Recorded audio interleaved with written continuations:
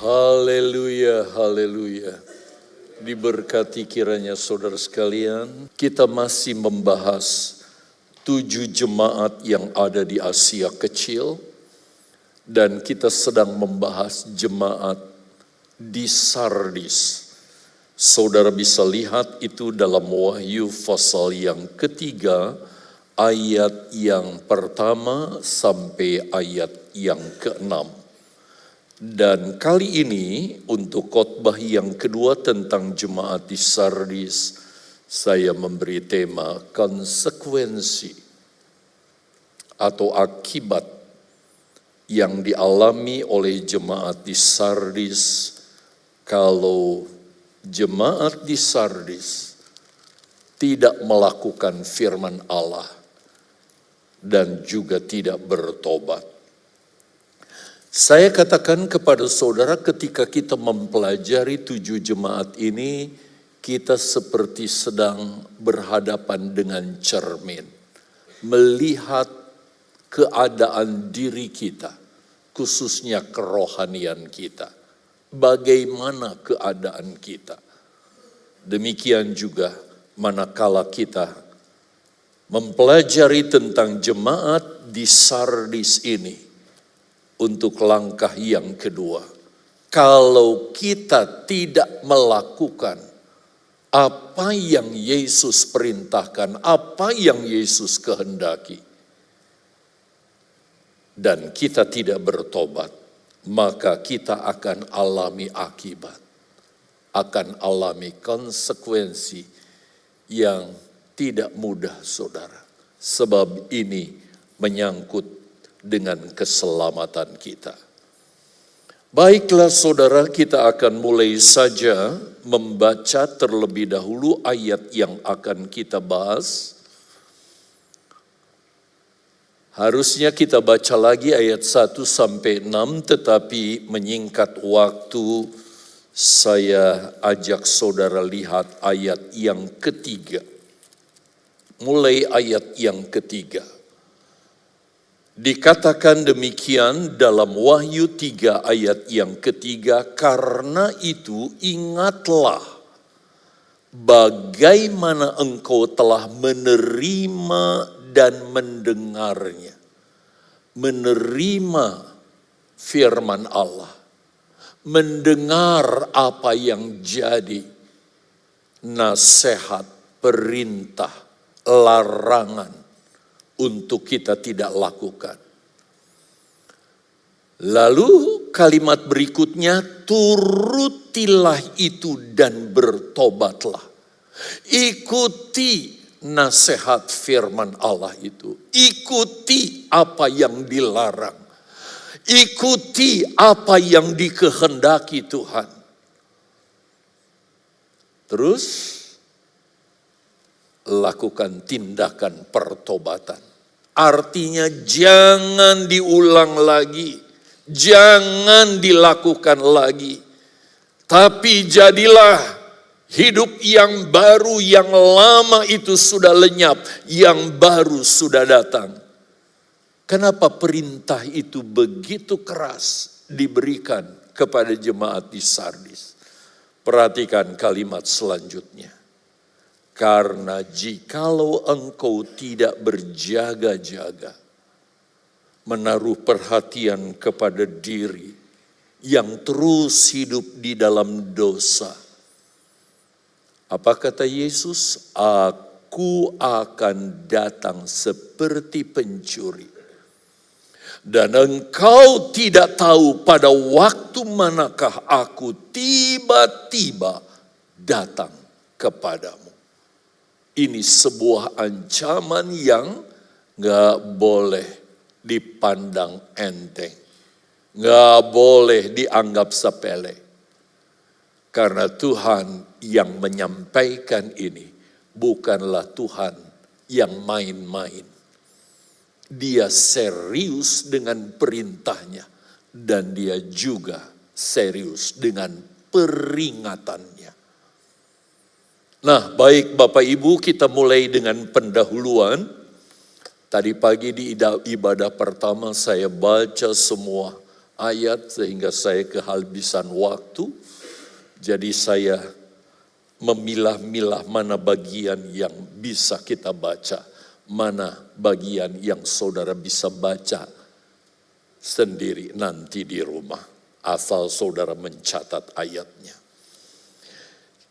Kita sudah bahas, saudara, di 2 minggu yang lalu, ayat yang pertama dan kedua, bahwa dalam pandangan Yesus terhadap jemaat di Sardis, bahwa Yesus sebagai kepala gereja, dia adalah pemimpin atas gereja. Dia adalah pemimpin atas orang-orang percaya. Tetapi gelar Yesus juga bukan hanya sebagai pemimpin gereja atau kepala gereja. Tapi dia juga Allah yang maha tahu. Dia persis tahu bagaimana kondisi hati saudara. Bagaimana kualitas kerohanian saudara. Bagaimana keadaan saudara. Baik stadium tubuh, jiwa maupun rohani saudara. Dia kenal persis. Dia tahu persis. Karena dia adalah Allah yang sempurna. Dan yang Yesus soroti di ayat 1 dan 2 adalah pekerjaan atau kegiatan yang dilakukan oleh jemaat Tuhan di Sardis. Terlihat mereka seperti orang Kristen yang sungguh-sungguh, saya gambarkan seperti orang yang benar-benar hidup dengan aktif luar biasa. Kelihatan secara rohani demikian. Tetapi di mata Yesus, jemaat di Sardis sebenarnya seperti mayat. Mati, saudara. Kalau memeriksai diri kita, introspeksi diri, tentu kita juga tidak bisa membohongi diri kita. Bagaimana keadaan kita? Mungkin orang melihat, wow, luar biasa. Hebat dia, orang Kristen yang baik, aktif melayani Tuhan, beribadah, kelihatan begitu sungguh-sungguh. Tetapi belum tentu di mata Tuhan. Dan kita nggak bisa mendustai diri kita. Kita punya nurani yang nggak mungkin dibodohi. Itu sebabnya Bapak Ibu Saudara yang dikasihi Tuhan. Seperti yang kita ketahui, karena ini sudah dibahas ya 2 minggu lalu. Bahwa Yesus adalah Allah yang sempurna, tetapi juga Allah yang penuh belas kasihan. Ketika melihat jemaat di Sardis, yang menurut kacamata manusia secara lahiriah, mereka adalah orang-orang Kristen di tengah-tengah perhimpunan, orang-orang yang gak percaya, tapi mereka begitu setia dan aktif. Tetapi sekali lagi, di mata Allah, di mata Yesus, mereka adalah mati.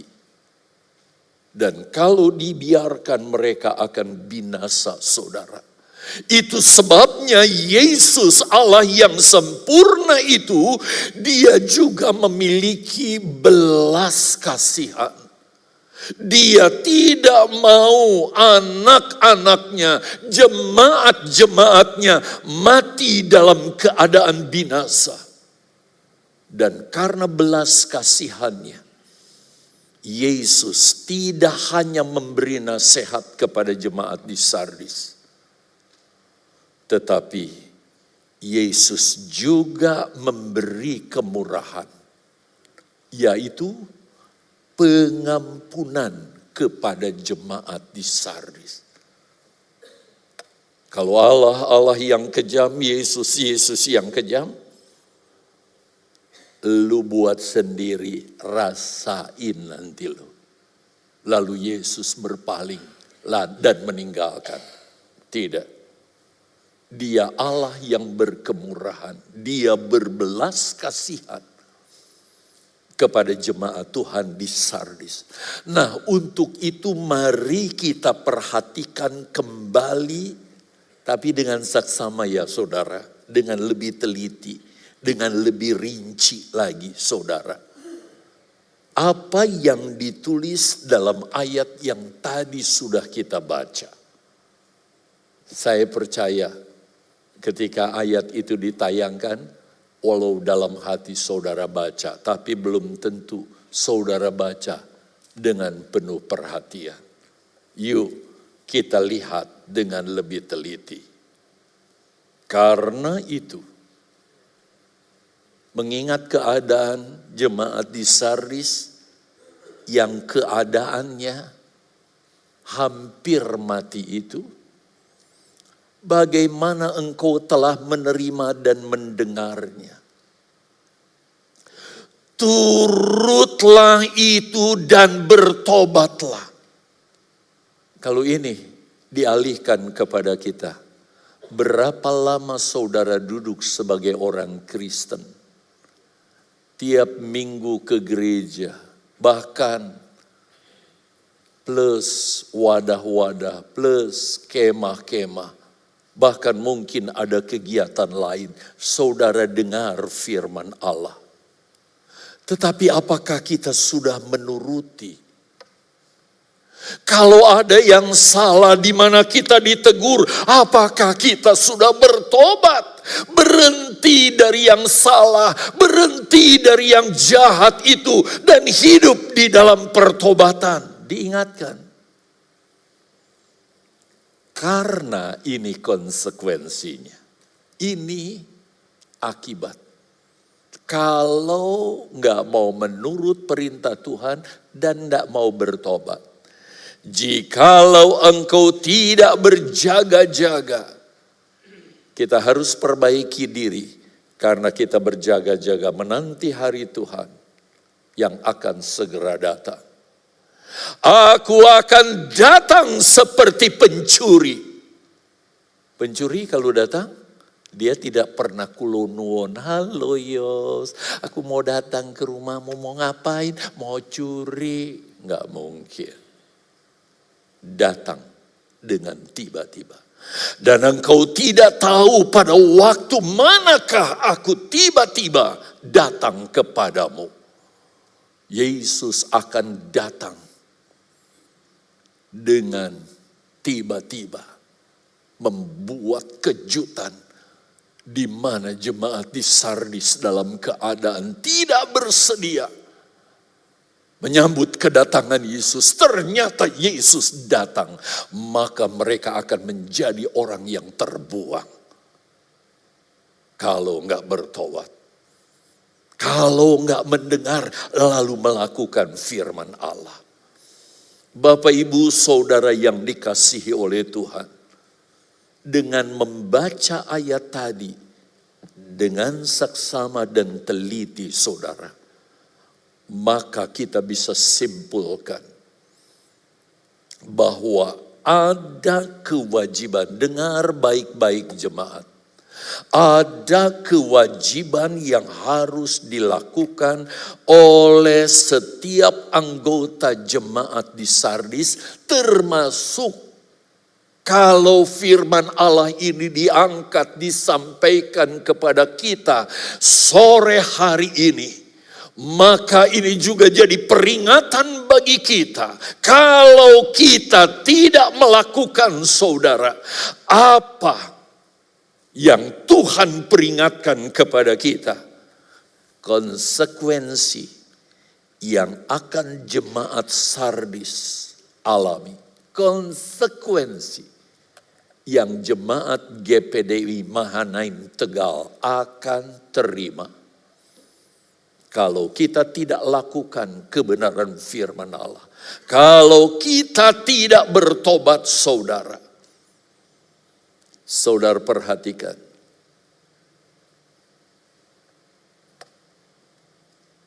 Perhatikan saudara. Ada dua hal yang harus dilakukan kan? Turutilah, bertobatlah. Jadi lakukan firman Allah itu. Kalau salah perbaiki. Kalau ada yang kurang kita tambahkan. Lalu bertobat. Kalau kita tidak lakukan, sekarang kita pindah ke ayat bagian B. Wahyu 3 ayat 3 bagian B. Karena jikalau engkau tidak berjaga-jaga, aku, siapa aku di sini? Yesus, akan datang seperti pencuri dan engkau tidak tahu pada waktu manakah aku tiba-tiba datang kepadamu. Yesus tidak akan berkemurahan lagi. Karena dia datang dengan tiba-tiba, dengan kekejutan saudara. Sementara jemaat di Sardis belum memperbaiki diri. Belum beralih dari yang jahat kepada yang benar karena bertobat. Maka saudara, keadaan itu akan membuat jemaat di Sardis alami kebinasaan kekal. Demikian juga dengan kita sekalian. Sekali lagi, saat ini kita seperti sedang bercermin, berkaca kepada jemaat di Sardis. Siapa tahu ada kelakuan kita, ada sikap kita, ada perbuatan kita yang sama persis dilakukan jemaat di Sardis. Kalau kita melihat diri kita seperti itu, turutilah firman Allah dan bertobatlah supaya kita tidak binasa. Karena Yesus berkata, Dia akan datang seperti pencuri. Nanti kita akan bahas apa yang dimaksud seperti datang seperti pencuri itu. Nah, supaya lebih jelas lagi, lebih detail lagi, saudara, untuk itu mari kita perhatikan apa saja yang harus jemaat Sardis lakukan. Sebab sekali lagi, seperti saya katakan, sekarang kita seperti sedang berkaca. Melihat diri kita, bukan lihat tetangga saudara, tapi berkaca, bercermin diri dari firman Tuhan yang disampaikan kepada jemaat di Sardis, yang juga disampaikan kepada kita malam ini. Sekarang kita lihat saudara, Wahyu pasal 3 ayat 3 bagian A dengan lebih teliti lagi. Ingatlah bagaimana engkau telah menerima dan mendengarnya. Jangan saudara pernah berkata, kalau begitu aku nggak usah menerima dan mendengar saja.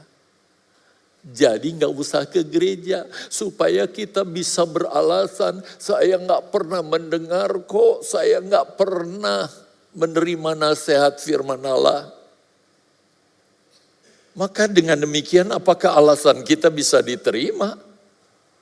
Seorang anak Tuhan yang sudah ditebus oleh darah Yesus seperti yang kita rayakan sore hari ini, lalu kita tidak melakukan kewajiban kita, di mana kita memelihara keselamatan yang sudah kita terima itu dengan mendengar firman Allah. Kalau ada yang salah ketika firman Allah disampaikan, kita segera perbaiki.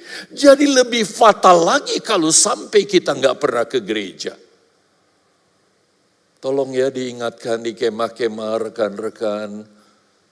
Kalau ada rekan saudara kita seiman yang gak pernah ke gereja lagi, ajak mereka untuk datang ke gereja.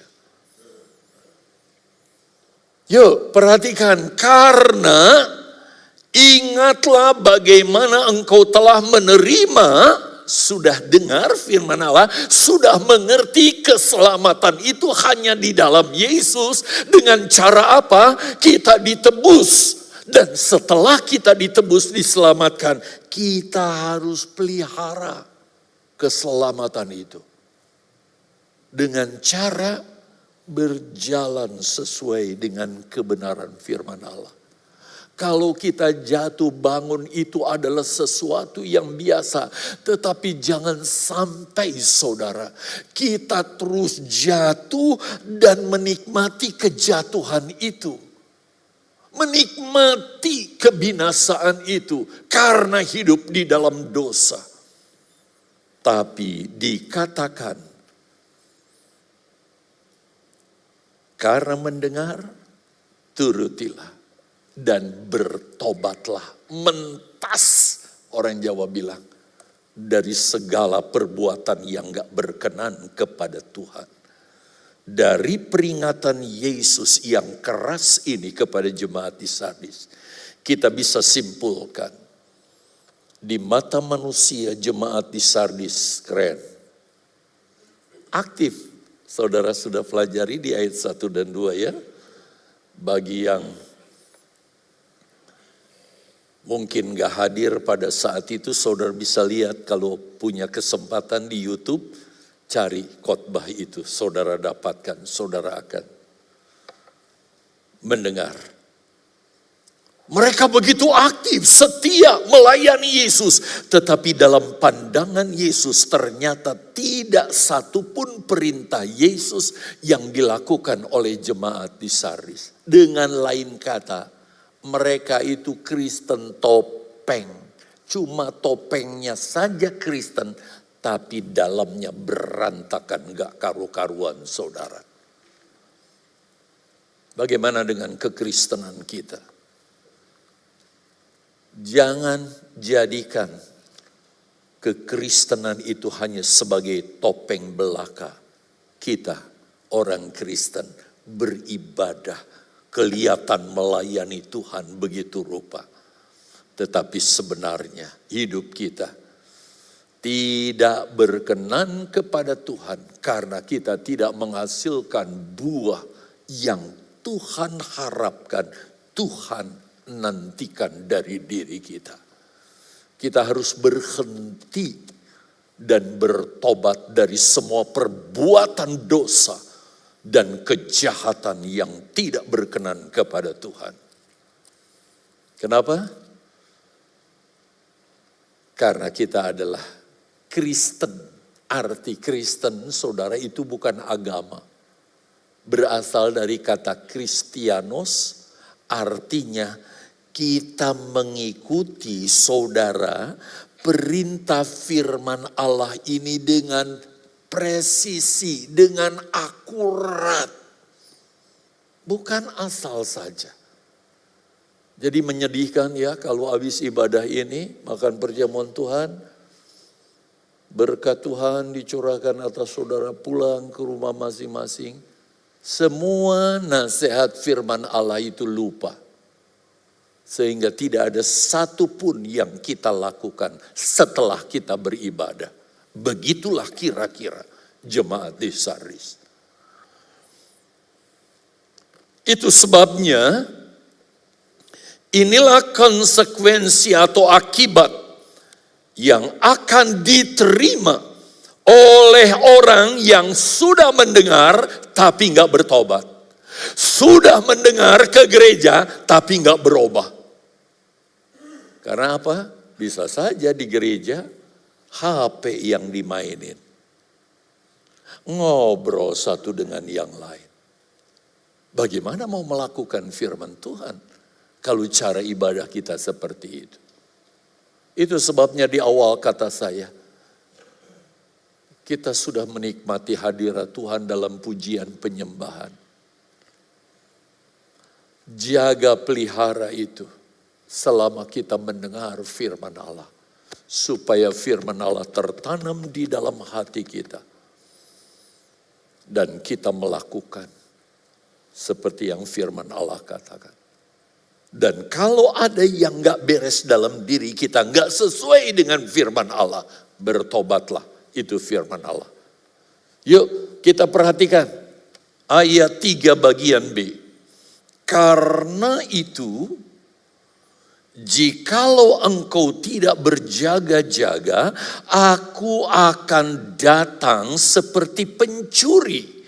Dan engkau tidak tahu pada waktu manakah aku tiba-tiba datang kepadamu. Apa maksudnya?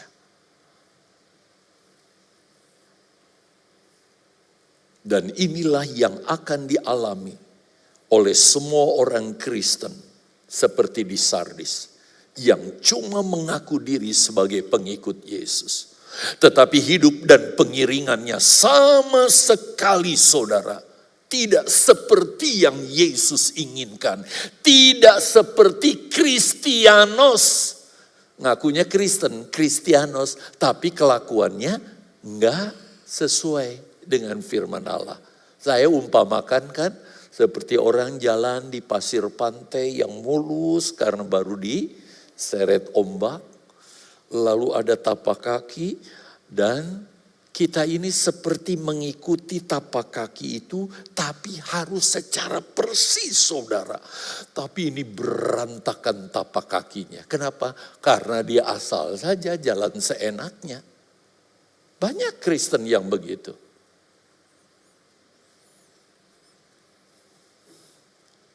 Baik, sekarang kita akan perhatikan apa yang Yesus katakan. Yesus akan datang seperti pencuri. Kedatangan Yesus seperti pencuri dicatat oleh firman Allah, saudara, dalam dua aspek. Dia bisa datang seperti pencuri kepada manusia secara umum, termasuk orang-orang yang gak percaya kepada Yesus. Dan dia juga bisa datang seperti pencuri kepada kita sebagai pengikut Yesus. Jadi jangan saudara berpikir, oh saya kan sudah Kristen, Yesus akan datang seperti pencuri. No, kepada mereka yang gak kenal Yesus. Dan saya bukan ngecap, bukan ngarang-ngarang, apalagi ngajar sesat. Saya punya dasar dalam membahas ini. Kepada orang yang tidak percaya dapat kita lihat lewat peristiwa kematian Herodes. Karena dia mengucapkan kata-kata yang tidak senonoh. Itu sebabnya Alkitab tidak mencatat apa yang diucapkan. Tetapi setelah dia mengucapkan ucapan itu, lalu orang menyambut dan berkata, inilah perkataan Allah. Langsung disambar orang itu. Mati seketika. Siapa? Herodes yang gak percaya kepada Yesus dan memusuhi orang-orang Kristen. Ayo sebagai bukti tampilkan saja ayatnya untuk bagian ini. Karena hanya ayat 20, 21, 22, 23 ya. Yuk kita lihat dulu. Kisah pasal 12 ayat 20 mulai. Herodes sangat marah terhadap orang Tirus dan Sidon. Atas persetujuan bersama mereka pergi menghadap dia.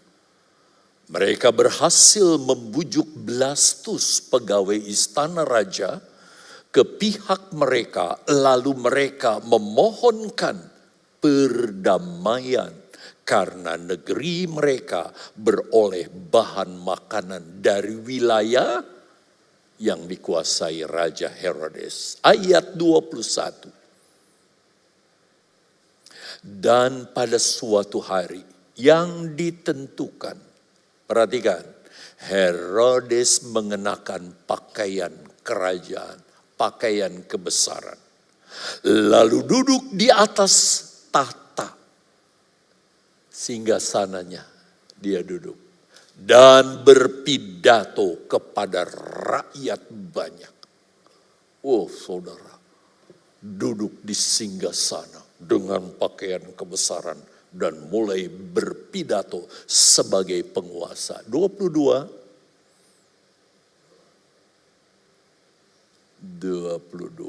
dan rakyat bersorak membalasnya.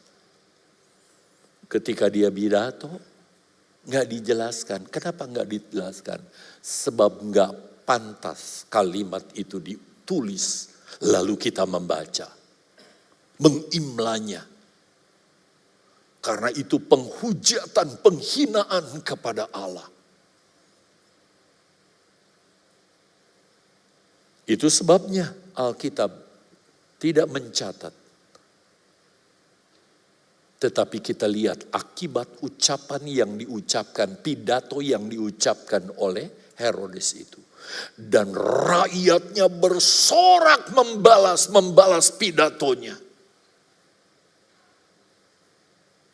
Apa sambutan dari masyarakat?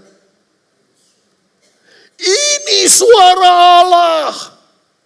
Tadi pagi saya sebut suara ilah. Sebab Allah nggak mengucapkan suara itu. Dan bukan suara manusia.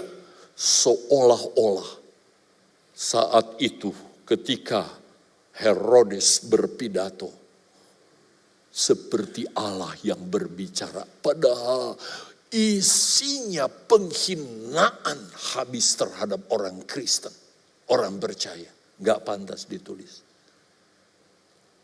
Akibatnya apa? Dan seketika itu juga ia ditampar malaikat Tuhan karena ia tidak memberi hormat kepada Allah. Ia mati. Jatuh. Gak ada yang berani ngangkat. Dimakan cacing. Allah datang kepada orang yang tidak percaya. Karena kelakuannya menghina Allah begitu rupa. Allah tidak memberi kesempatan, tidak memberi kemurahan. Ditampar lewat tangan malaikat. Mati. Kira-kira alamatnya di mana, saudara? Saudara tentu bisa menjawab. Sedangkan kepada orang percaya, hal ini juga pernah terjadi. Bahkan bisa sewaktu-waktu terjadi. Karena ada kejadian-kejadian yang menyatakan tentang hal ini, saudara. Sebagai peringatan buat kita sekalian. Jadi ayat ini pun perlu diangkat dan dijelaskan untuk mengingatkan kita. Jangan sampai Allah bertindak seperti ini karena kelakuan kita yang tidak mau mendengar firman Allah, taat kepada firman-Nya dan bertobat. Jadi barang siapa yang masih hidup dengan sengaja di dalam dosa, ingat hal ini. Dengar, bertobat.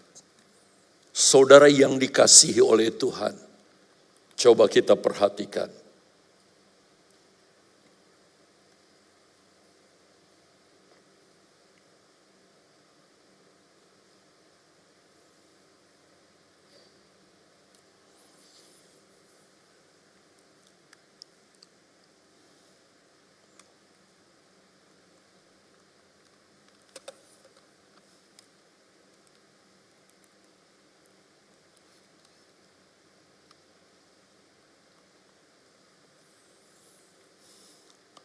Firman Allah sekali lagi mencatat hal ini untuk kita berhati-hati, saudara.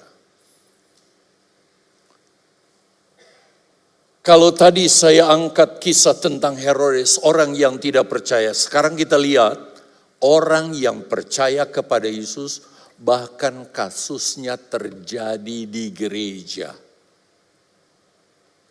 Bukan di rumahnya, bukan di pasar, tapi di gereja. Langsung saja supaya menyingkat waktu, untuk ayat ini pun saya ingin membacanya. Yuk kita lihat Kisah pasal yang kelima ayat 1 sampai 11. Tentu saudara pasti sudah tahu, apalagi kalau saudara guru sekolah minggu ya. Ada seorang lain yang bernama Ananias. Ia beserta istrinya Safira menjual sebidang tanah. Saat itu gereja sedang membutuhkan saudara lahan untuk dibangun tempat persekutuan khusus bagi orang-orang percaya. Mereka sedang menggalang dana begitu rupa. Sehingga ada jemaat, seorang suami bernama Ananias dan istrinya bernama Safira. Dia punya lahan yang banyak saudara. Dan kemudian salah satu bidang dia jual saudara. Dengan berjanji di hadapan hamba-hamba Tuhan dan di hadapan jemaat. Semua dari hasil penjualan ini aku akan persembahkan kepada Tuhan sebagai persembahan. Mungkin dengan show dia berkata, untuk membalas kasih Tuhan. Wow, keren. Kita lihat ayat yang kedua. Dengan setahu istrinya, sesudah berhasil dijual, gak dijelaskan nilainya berapa.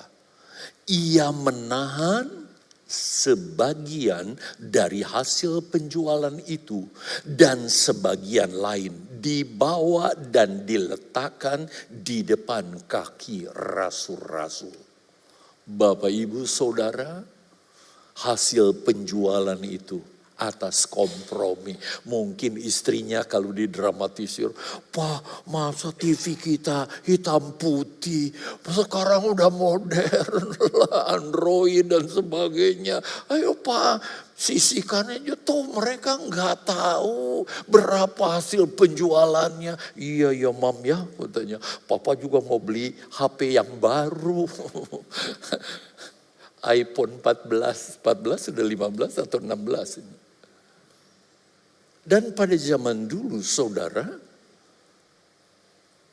persembahan itu enggak dimasukkan di kotak, jemaat tinggal masuk begitu. Atau pada seperti zaman dulu saudara, disodorkan kantong kolektor, tapi rasul-rasul berdiri saudara di mimbar. Lalu jemaat maju ke depan, mempersembahkan persembahan.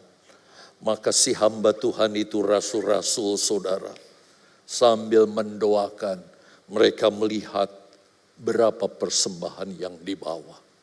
Datanglah Ananias, celukut. Wah, dengan bangganya. Om Petrus, inilah persembahan yang kupersembahkan. Petrus adalah kepala jemaat.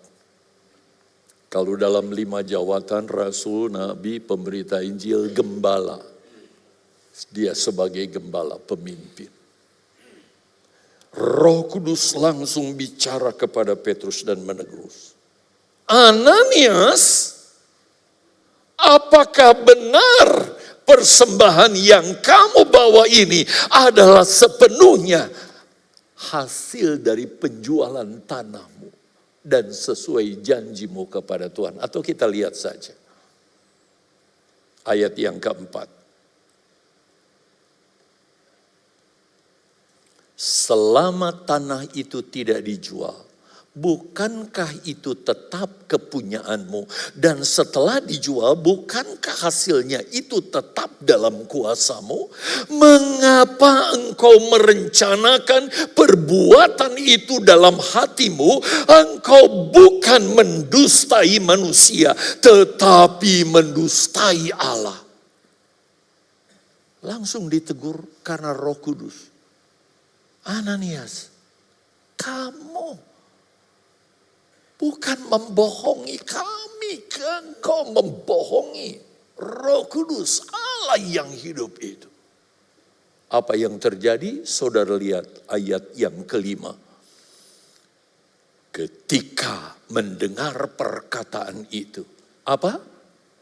Rebahlah Ananias dan putuslah. Langsung gebrak saudara. Putus nyawanya. Bagaimana kalau orang mati dalam posisi berdosa? Berdosanya enggak nanggung-nanggung kepada Roh Kudus. maka sangatlah ketakutan semua orang yang mendengar hal itu. Apakah harus terjadi dulu baru kita ketakutan? Saya harap dengan mendengar firman Allah, kita merubah cara kita. Kalau kita sudah dinasehati oleh firman Allah, tapi selama ini kita tidak bertobat dan kita mendengar firman Allah seperti ini. Seharusnya inilah titik balik di mana kita mau dipulihkan. Bukan mau seperti Ananias. Pindah ke ayat yang ke-6. Lalu datanglah beberapa orang muda. Wah, anak muda ini keren. Ada anak muda di sini, mereka melayani. Kepada jemaat Mahanaim juga sedang diberikan lembar untuk saudara terlibat melayani dalam bentuk apapun. Kalau posisi ini kurang tepat, saudara hanya bisa memindahkan ke tempat yang tepat. Saudara bisa lakukan itu sebagai satu pelayanan. Karena cuma itu yang saudara bisa. Jadi nggak ada alasan loh untuk saudara berkata, saya nggak bisa melayani. Anak-anak muda, dia kapan nih? Nggak tunggu disuruh dulu dan mencari di mana, enggak. Mereka berinisiatif mengusungnya saudara. Nggak tahu beratnya kayak bagaimana mungkin Ananias. Dan menguburkannya. Lanjut ke ayat yang berikutnya. Kira-kira 3 jam. Rupanya antara ibadah satu dengan ibadah kedua. Kalau kita selisihnya 1 jam. Kalau ini antara kedua ketiga cukup panjang ya. Mereka selisihnya 3 jam. Masuklah istri Ananias. Tetapi ia tidak tahu apa yang terjadi. Yang telah terjadi. Istrinya datang bawa tas baru. Dari hasil uang membohongi Tuhan.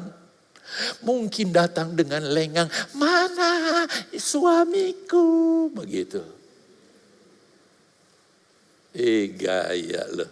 Terus. Kata Petrus kepadanya. Roh Kudus kembali berbicara kepada Petrus. Katakanlah kepadaku. Sebenarnya ini kesempatan. Katakan kepadaku. Dengan harga sekiankah, mungkin jumlah uangnya masih ada ya. Sebab diletakkan di kaki Petrus, di kaki rasul-rasul. Dengan harga sekiankah tanah itu kamu jual? Masih berani bohong? Jawab perempuan itu. Betul sekian. Padahal udah jelas-jelas bohong. Si berani ngomong begitu. Apa yang terjadi 9?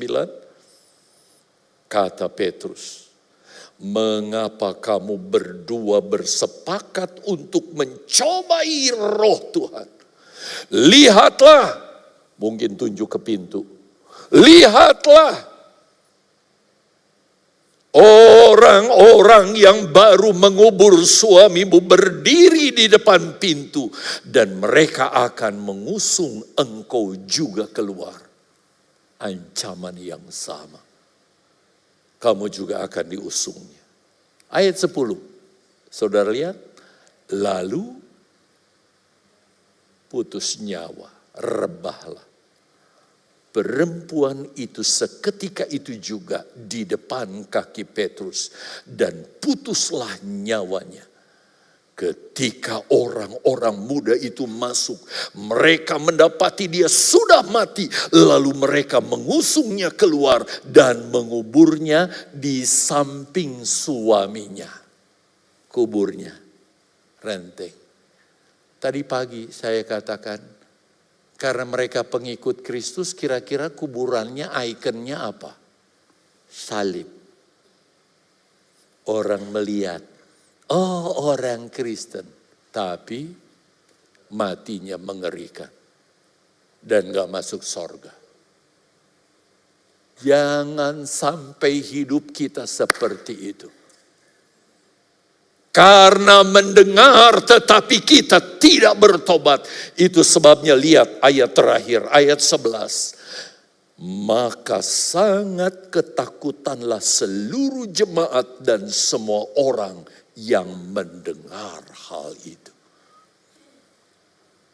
Bapak Ibu, ini bukan kebetulan. Ini rangkaian jemaat demi jemaat. Dan kalau kita sampai ke tempat ini sebuah peringatan bagi kita. Untuk kita benar-benar menjadi pengikut Yesus yang sejati. Singkat saja, kita lanjut.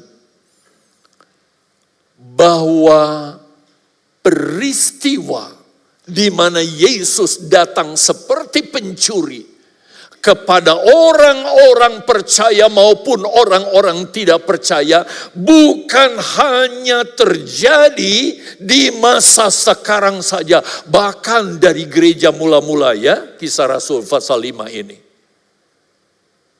Dan itu bisa terus terjadi. Saya banyak mendengar dan melihat ada orang-orang yang mengalami keadaan seperti ini. Saudara yang dikasihi Tuhan, tetapi ini juga akan terjadi pada waktu Yesus datang kedua kali, tepatnya dalam perang, mana tulisannya? Oh, perang Harmagedon. Mungkin saudara bertanya, kapan perang Harmagedon itu?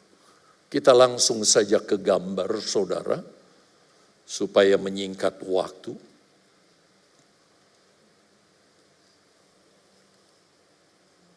Ini Yesus datang seperti pencuri. Yang saya sudah jelaskan dan baca ayatnya tadi, saya gambarkan seperti ini. Inilah waktu di mana kita hidup. Kita hidup di dispensasi terakhir yang rentang waktunya adalah mulai dari saat Yesus disalib. Lebih tepat zaman gereja saat Roh Kudus dicurahkan sampai nanti saat Yesus datang kedua kali. Saya belum gambarkan anak panahnya. Tapi saudara ingat, sebelum Yesus datang kedua kali akan ada penguasa yang menguasai dunia. Dan dia bergelar antikris, anti kepada Kristus. Awalnya dia adalah pelayan Tuhan Yesus yang luar biasa.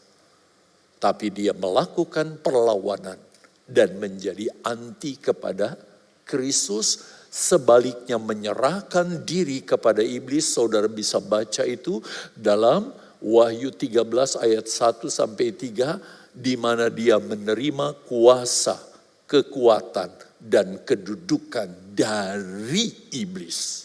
Nanti ini terjadi. Dan berapa lama dia memerintah? 3,5 tahun. Kira-kira saudara, masa kemurahan adalah seperti ini. Diklik aja sekali lagi. Nah, ini dia. Tapi tanda panah ini saya gambarkan, katakanlah seperti paket waktu kita. Kita tahu rumusannya di dalam Mazmur pasal 90 ayat 10 bahwa masa usia hidup manusia itu 70 kalau dia kuat sampai 80 tahun. Katakanlah saudara lahir di sini, sekarang sudah umur berapa? Kira-kira di sini 70 sampai 80 tahun. Jangan pernah berkata, oh saya baru 50, jadi saya masih ada minimal 20 tahun. Bahkan kalau optimal usia saya genapi, saya masih punya 30 tahun lagi 80. Jadi saya mau nyantai-nyantai saja walaupun sudah jadi Kristen. Hidup seenaknya. Sewaktu-waktu seperti Ananias dan Sapira. Kalau kita tidak berhati-hati, mendengar firman Allah tapi cuek, Gak bertobat, gak ada perubahan. Rebah. Langsung. Dua-dua suami istri. Karena berkompromi dalam dosa. Sangat mengerikan. Tetapi jangan kaget pada waktu Yesus datang kedua kali. Yesus akan disambut oleh tentara dunia, saudara. Bukan seperti anak-anak Tuhan yang menyambut kedatangannya untuk bersama dengan dia. Di mana kita akan diubahkan, saudara, kalau kita hidup sampai akhir zaman. Tapi kalau kita mati dalam iman, kita akan dibangkitkan di sini dan menyongsong Tuhan di angkasa. Tapi antikris dengan pasukannya akan menyongsong Yesus dengan perlawanan. Coba kita lihat sejenak sedikit dari waktu yang masih ada pada diri saya. Mari saudara, kita perhatikan di dalam Wahyu 19 ayat yang ke-20. Saya sudah tulis ayatnya. Oke, saudara baca. Saudara perhatikan. Ya, maka tertangkaplah binatang itu. Siapa binatang itu? Itulah gelar antikris di mata Yesus. Dan bersama-sama dengan dia siapa? Nabi palsu, antikris. Bergandengan dengan nabi palsu untuk menyesatkan seluruh umat manusia di masa 3,5 tahun menjelang kedatangan Yesus kedua kali. Yang telah mengadakan tanda-tanda di depan matanya. Dengan demikian ia menyesatkan mereka yang telah menerima tanda dari binatang itu. Kita akan melangkah ke sana nanti, saudara. Di mana semua orang untuk punya akses harus punya meterai. Tapi mengerikan karena dunia dikuasai oleh seorang yang anti kepada Kristus. Maka yang mendapat meterai itu harus menjadi pengikut antikris dan bahkan penyembah antikris. Saya akan kekurangan waktu kalau saya harus jelaskan lebih detail. Ini akan terjadi. Tanda binatang itu yang telah menyembah patungnya, keduanya dilemparkan hidup-hidup ke dalam lautan api yang menyala-nyala oleh belerang. Saudara bisa kembali ke gambar? Pada perang Harmagedon itu, mereka siap dengan segala pasukannya. Karena antikris akan memerintahkan seluruh pemimpin dunia. Saudara, perang antara Hamas dengan Israel, bukan Palestina ya. Karena Hamas itu salah satu dari partai ya di sana. Negaranya si Palestina, presidennya ada, saudara. Ya. Membuat kita semua, di mana negara-negara ada pro dan kontra. Begitu rupa. Sekarang Israel lagi kepung begitu rupa, bahkan Gaza sudah diblokade begitu rupa, sampai mereka nggak dapat asupan makanan, minuman. Begitu rupa. Dan keadaan ini akan terjadi. Menjelang kedatangan Yesus semakin menjadi-jadi. Saudara yang dikasihi Tuhan, mereka akan mengumpulkan seluruh pemimpin negara. Di mana semua pemimpin negara harus mengerahkan tentara elitnya. Nggak tahu nanti presidennya siapa di Indonesia dan tentara elitnya seperti apa yang akan dikirim. Sebab tidak ada satu negara yang abstain dan berkata, saya tidak mau ikut-ikutan. Karena semua sudah dikuasai antikris. Berangkat pergi ke Megiddo di Israel. Itu sebabnya tempat peperangan itu disebut Harmagedon. Maka dengan pasukan yang hebat-hebat dari seluruh dunia, dengan senjata yang tercanggih, termodern yang terus ditemukan sampai sekarang ini, mereka siap untuk menghabisi Yesus. Saudara yang dikasihi Tuhan, kenapa? Sebab malaikat berkata ketika Yesus naik ke sorga, murid-murid terperangah. Mereka lihat bagaimana Yesus naik ke sorga begitu rupa. Sehingga malaikat menegur mereka, kenapa kamu menatap ke langit? Yesus yang kamu lihat naik ke sorga, dia akan datang dengan cara yang sama. Ini dipegang oleh antikris. Oh, Yesus nanti akan datang kelihatan dengan cara turun dari sorga untuk berjejak di bumi. Kita sambut dia, kita habisi dia. Tetapi yang terjadi, saudara sudah baca. Di saat yang mereka sama sekali tidak sangka, kalau bisa ditampilkan kembali ayat tadi. Di saat yang sama sekali mereka tidak sangka, saudara, maka binatang yang tidak lain adalah gelar antikris itu. Dia ditangkap, demikian juga nabi palsu. Lalu saudara, apa yang Yesus lakukan? Gak ada kesempatan lagi. Sebab kedatangannya tidak mereka sangka. Kedatangannya seperti pencuri.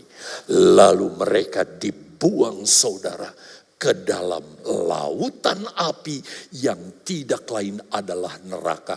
Jadi manusia pertama yang masuk ke dalam neraka adalah antikris dan nabi palsu. Nanti 1000 tahun kemudian barulah iblis. Dan dia ditangkap, dicampakkan ke dalam neraka, dalam perang. Bukan Harmagedon lagi, karena ini 1000 tahun kemudian. Perang Gog Magog. Saya berharap saya bisa menjelaskan hal ini kepada saudara dalam kesempatan lain. Supaya pengertian kita lengkap tentang ini semua. Jadi, kalau Yesus berkata, aku datang seperti pencuri. Itu bukan main-main. Contoh saya sudah beri. Ini bisa terjadi kepada orang di luar Kristus.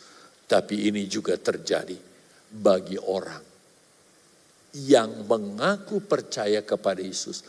Tapi main-main dalam pengiringan kepada Yesus. Tuhan Yesus memberkati saudara semua.